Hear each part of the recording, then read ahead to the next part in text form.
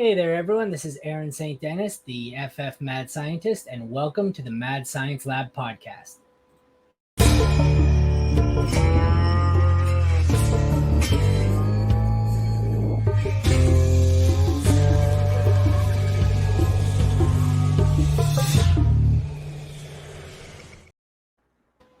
Today, we are continuing on the My Thoughts on My Team series, and here to break down the Detroit Lions is Justin Owens. Justin, thanks for joining me. How's it going?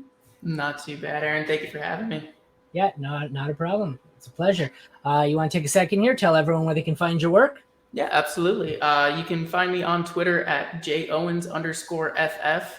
And then I do live streaming of my podcast on YouTube over at The Fantasy Kingdom. And then the podcasts themselves will be up on Spotify under the same The Fantasy Kingdom. Awesome. Sounds good. All right. Without further ado, let's get right into it here.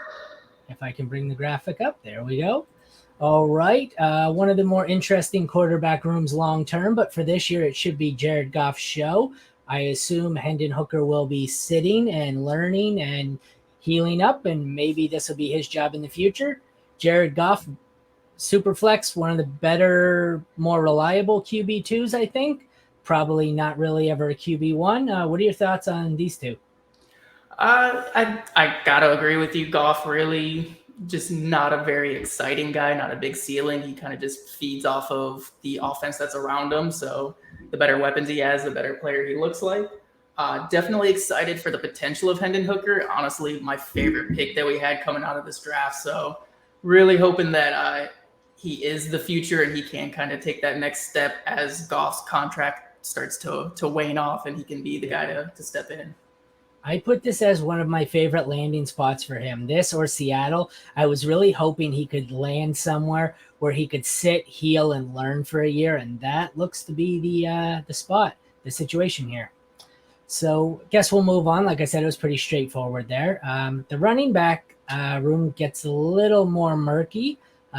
Luckily, they shipped out DeAndre Swift to clear it up a bit, but we have what appears to be some form of a two-headed backfield in Jahmyr Gibbs and David Montgomery, with Craig Reynolds as the backup. That, I think, is a formatting error because Mo Ibrahim, did he not go to Minnesota? I believe so. I copied these over, like I pull my data from ESPN. So I would say that's probably a formatting error, but I don't think he's very relevant anyways.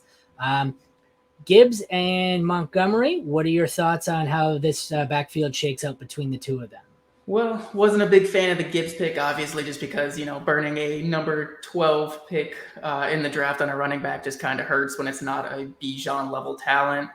But it is exciting at the fact that Campbell and Holmes have the backfield that they chose. They built this, like they brought in both Montgomery and Gibbs this offseason. So it's clearly who they wanted to be handling the football. So I think it's going to be kind of gross for fantasy where it's going to be a very 50-50 split.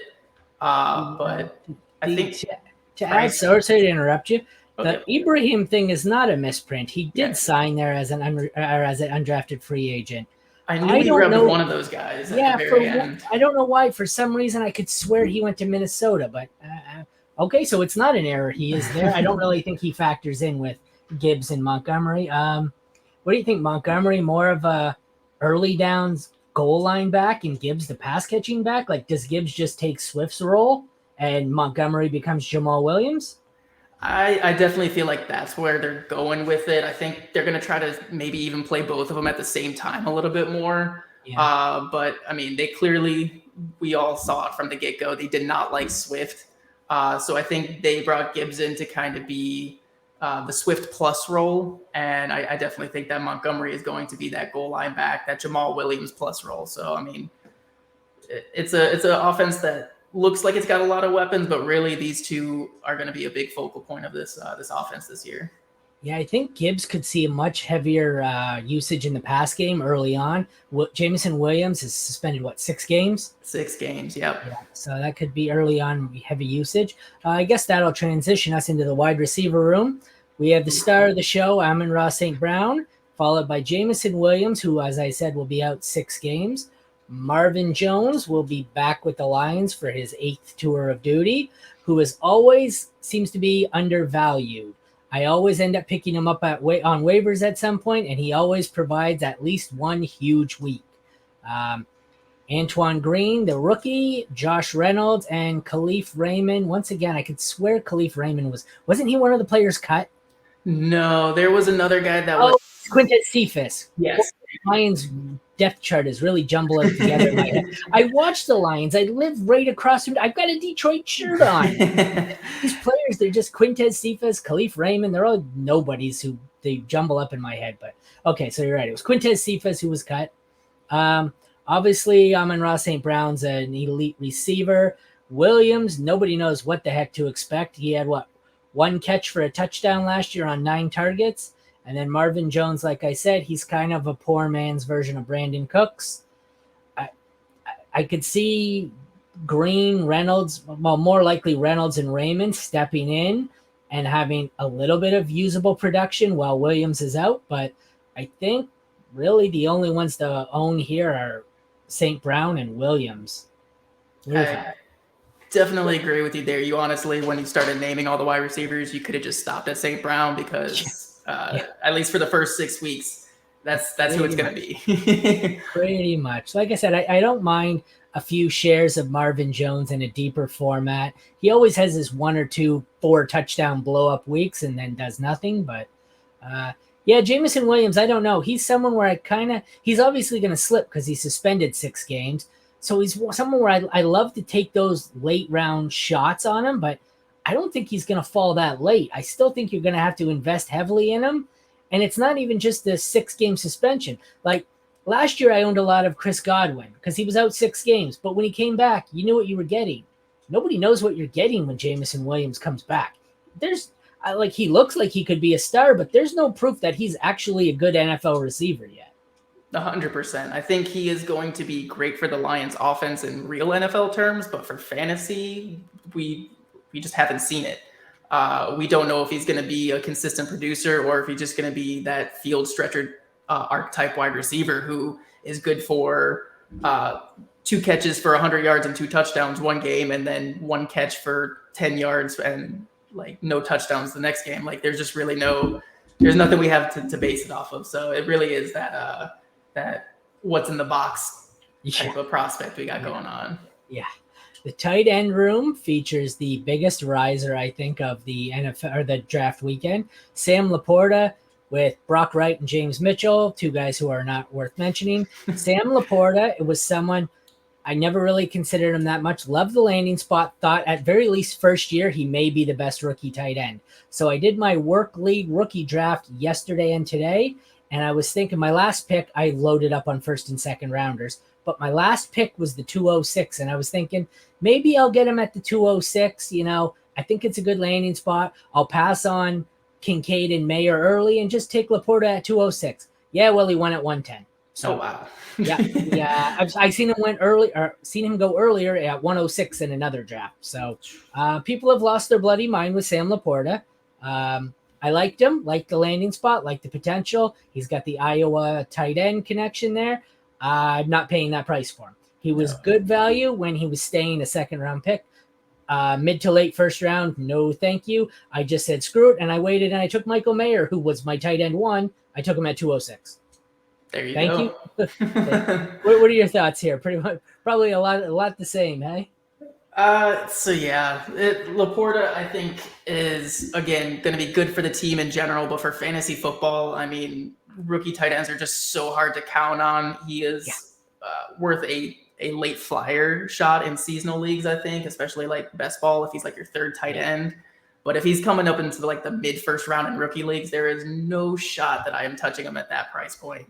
That's what I mean. Like, I don't want to use a 1st-round rookie pick on a tight end, period. Let alone, like, okay, I'm sure people did it with Kyle Pitts. People are going to do it with Brock Bowers, whatever the hell it is, next year. I get when at some point Kincaid, when he got 1st-round draft capital, I thought maybe he'd sneak into the 111, 112, but Sam Laporta was, early 2nd round. I'm just not – I don't want to pay a 1st-round rookie pick for any tight end, let alone Sam Laporta. Yeah. Yeah, they do not hold their value in Dynasty. Very rarely do you draft a rookie tight end and then like you're not getting offered like a fourth rounder for him and you're contemplating it like at the end of the year, like, that fourth rounder could be better. It's been a weird week though. Before the draft, I found all the value in rookie drafts. Tight ends were falling. You get the first one off the board at 206, and you get a whole bunch more in round 3, and you get great value. It's flip flop now. Now the tight ends are going so high in the actual, like not mock drafts, the actual drafts I've done now, and I think 4 or 5 this week.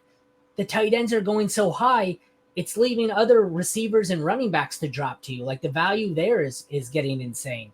So I've never seen anything like this where the tight end class this year has gotten so out of hand that they're making every other position of value. It's really something else. Yeah, people are going a little bit crazy on landing spot with them right now.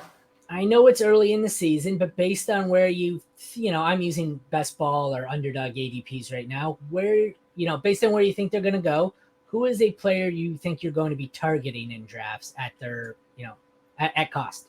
I think the number one guy I'm going after right now is David Montgomery. I was checking today and it looked like he was round 7 according to Underdog, and I think that's just insane. Like what podcast? I think it was Fantasy Football Today. They were doing a draft, a mock draft today, and Gibbs went in the 3rd and Montgomery went in the 9th. And Heath was saying he thought Gibbs should be going more like the 4th or 5th, and Montgomery should be going more like the 7th or 8th. So instead of 6 rounds difference, there should be maybe 2 or 3. And I think at that cost, I like Gibbs more. I'd definitely rather own Gibbs. But if one's going in the 9th and one's going in the 3rd, give me the 9th. Even if one's going in the 7th and 8th and the other's going 4th and 5th, give me Montgomery in the 7th or 8th. 100%. I mean, Montgomery is still going to get he's going to get his carries. He's going to get his touches every game. I think it's going to be at most a 45-55 split Gibbs Montgomery, and even that's iffy. It's going to be very close to 50-50, I feel. If anything does happen to Gibbs, Montgomery has shown he is fully capable of having that bell cow role. So it's just the upside is just way too high to not take that in the 7th round. I'm going to assume that makes Gibbs your avoid. It does. It's just the ADP, it's gotten a little bit out of whack. I understand first round running back has implications on the usage they're going to give him, but at the same time, he's a 199-pound running back. Do we really think he's the next Christian McCaffrey, Austin Eckler, or is he going to be just more of a satellite back that gets a little bit more carries than the standard? I think in redraft, I'm going to be avoiding Gibbs and Williams. Like I said, six game suspension should come at a discount. Based on the hype from his rookie draft, I don't think he's going to come at the discount he should be. He's still going to be too highly valued. So you're going to have to eat 6 games to come back for a guy who at best is wide receiver 2, and we don't know if he's any good. I'm avoiding Gibbs and more so probably Jameson Williams. Do you have a sleeper here? This is a tough one. I would have said Sam Laporta, but apparently nobody's sleeping on him anymore. Yeah, I don't think anyone's really sleeping. Honestly, there's not a Goff? sleeper that even Goff, like I said, he's just such a product of what's around him that for the first 6 weeks, it's Amon-Ra St. Brown and it's Gibbs, and that's pretty much it. I don't think that's enough to really make him more than just like a streamer. And plus, the defense is looking a little bit better from all the pickups that the Lions have made in the offseason. So I don't know if we're going to be in as big a shootouts in Lions games as we've seen in the past. So it's really tough to kind of call out a sleeper. Honestly, I think there's going to be a weird mixture. Yeah. I know Montgomery's not a true sleeper, but if he's going in the 9th round, that's pretty slept on. Yeah. I also don't mind, like I said, Marvin Jones late, like in a Scott Fishbowl 20th round, as someone who can come in and give you a good week or two. Josh Reynolds kind of fits into that category too. Even Khalif Raymond and Josh Reynolds seemed to alternate useful weeks last year when everyone was banged up, and then they traded away Hawkinson. I mean, obviously none of them are reliable, but for emergency pieces you get off with. You playing Scott Fishbowl last year? Not last year, but the year before. Oh. Well, so then you know what the waiver wire looks like. And at some point, Reynolds and Raymond may be your best options on the waiver wire. So and you just got to bank that you start them on that 1 week that they happen to get Goff's attention. I also think I'm going to own in a couple of my work leagues anyways, some Antoine Green. I think he was seventh round? Seventh rounder. Yeah. Not because I think he's any good, but because in my work leagues and my family leagues, they're all Detroit Lions homers. So I can probably draft him and flip him for a first or a second round. There's no other rationale behind it, but just know your league. And in this league, I exploit the Detroit Lions fans. They drafted him for a reason. Sam Laporta going at 110. That makes sense. This is the same league where before last offseason, I sold Kenny Golladay to a Lions fan. He gave me 2 firsts and a second. One of the first turned into George Pickens. The other first turned into Bijan Robinson, and the second rounder turned into Roshan Johnson. So I think I got fair market value on Kenny Golladay. I would say so. I love home leagues with homers. He was very convinced that Kenny Golladay was going to be a top 5 wide receiver last year. Oh wow! Oof. He was wrong. I was gonna say I don't even think he got 5 catches. So I don't think so. All right, I have them as 8th in the NFC last year at 9-8. Where do you see them finishing in their division and 9 wins? Over, under, or the same? I definitely think they're going to be over. I mean, they've gone ahead and bolstered up that secondary, which was the biggest issue they had last season. And I do think that the division has gotten weaker. I mean, Aaron Rodgers gone. That's 2 games right there. That should be winnable in Green Bay. The Bears are still in the process of rebuilding, so it's pretty much going to be between the Lions and the Vikings, in my opinion, for the winner of the North. I think they win it. I think they do. I as a Lions fan, I always try to avoid being optimistic about the Lions, but I really think that this is the year that everything kind of just comes together. And I think they win 10 games too. But you know what scared me out of what you said? With Aaron Rodgers out, they should get a couple of wins against the Packers. The Lions lose to more Packers backup quarterbacks than any team. So let's not count that. Although I guess Jordan Love would be the starter, but that week Jordan Love will be hurt and they'll call someone in out of the grocery store and he'll put up 50 points on the Lions. Kurt going to run all over him. Yeah, exactly. All right. Well, thank you very much. You want to take one more chance here to tell everyone where they can find your work? Yeah, absolutely. Once again, on Twitter, I am at @Owens_FF. And once we get a little bit more into the draft season, I'll be back on YouTube at The Fantasy Kingdom, as well as on Spotify at The Fantasy Kingdom. Side note, I believe we're co-managing a team that's in a rookie draft. I don't believe we have that many picks, so I don't think either of us has looked at it. Have you? I have peeked in from time to time, but I didn't see that we had really anything. We don't pick.